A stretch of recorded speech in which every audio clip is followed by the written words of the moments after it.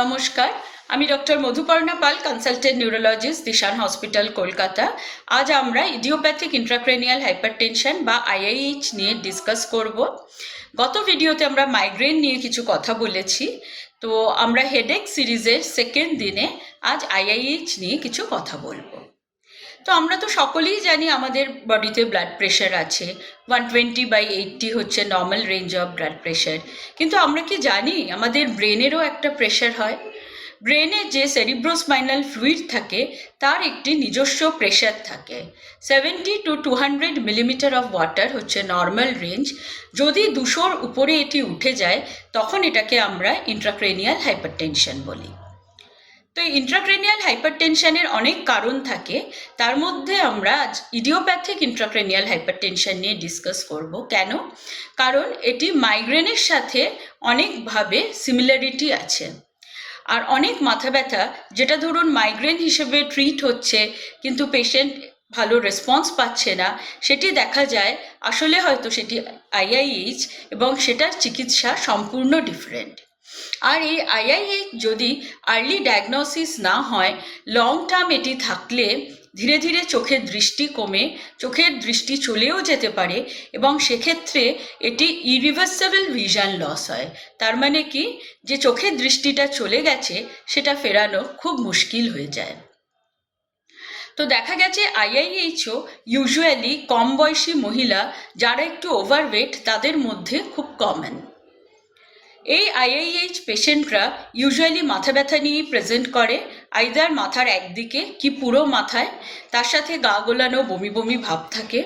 তার সাথে patient complain করে তার কানের মধ্যে একটা অদ্ভুত আওয়াজ শুনছে, যেটাকে আমরা টিনাইটাস বলি। বা শোয়া থেকে যখন বসছেন বা বসা থেকে যখন দাঁড়াচ্ছেন তখন দেখা যায় চোখের সামনে যেন একটা কালো পর্দা মতো পড়ে যাচ্ছে, যেটিকে আমরা বলি ট্রানজিয়েন্ট ভিজুয়াল অবস্কিউরেশন। আবার সেটি কিছুক্ষণের মধ্যে ঠিকও হয়ে যায়। তো এই ইডিওপ্যাথিক ইন্ট্রাক্রেনিয়াল হাইপারটেনশন ডায়াগনোজ করার জন্যে আমাদের অপথলমোলজিস্টের কাছেও যেতে হয়।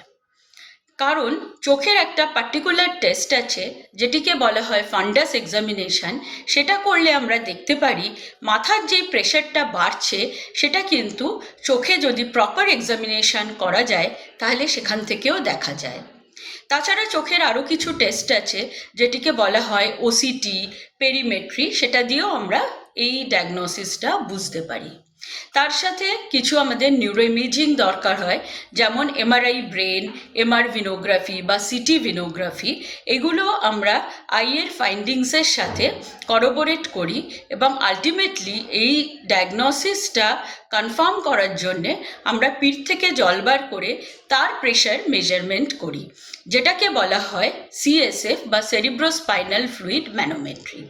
তো পিঠ থেকে জল বার করা কেন? কারণ আমাদের যেই মাথার ভেতরে জল থাকে সেরিব্রোস্পাইনাল ফ্লুইড, সেটা মাথা এবং স্পাইনাল কর্ডের আশেপাশেও থাকে। তো সেইটা স্পাইনাল কর্ডের ওখানে লাম্বার পাংচার করে নিচের দিকে লাম্বার এরিয়ায় লাম্বার পাংচার করে আমরা সেই প্রেশারটা মেজার করতে পারি এবং সেই প্রেশারটা মেজার করলে দেখা যায় সেটা ইউজুয়ালি 200 মিলিমিটার অফ ওয়াটার তার উপরে। তো ডায়াগনোসিস তো হলো, এবার ট্রিটমেন্ট কি ইডিওপ্যাথিক ইন্ট্রাক্রেনিয়াল হাইপারটেনশনের? কিছু ওরাল মেডিসিনস আছে যেগুলিকে আমরা কার্বনিক অ্যানহাইড্রেজ ইনহিবিটর বলি, সেগুলো ইউজ করলে ধীরে ধীরে মাথার এই প্রেশার কমে যায়।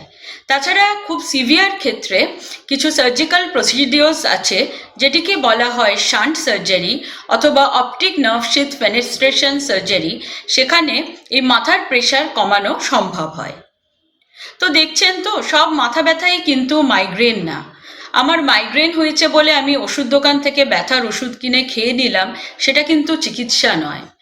মাথা ব্যথার অনেক কারণ হতে পারে এবং ইডিওপ্যাথিক ইন্ট্রাক্রেনিয়াল হাইপারটেনশনের মতো এরকম সিরিয়াস প্রবলেমও হতে পারে, যেটা ট্রিটেবল, কিন্তু দেরি হলে তার চিকিৎসা মুশকিল হয়ে যায়।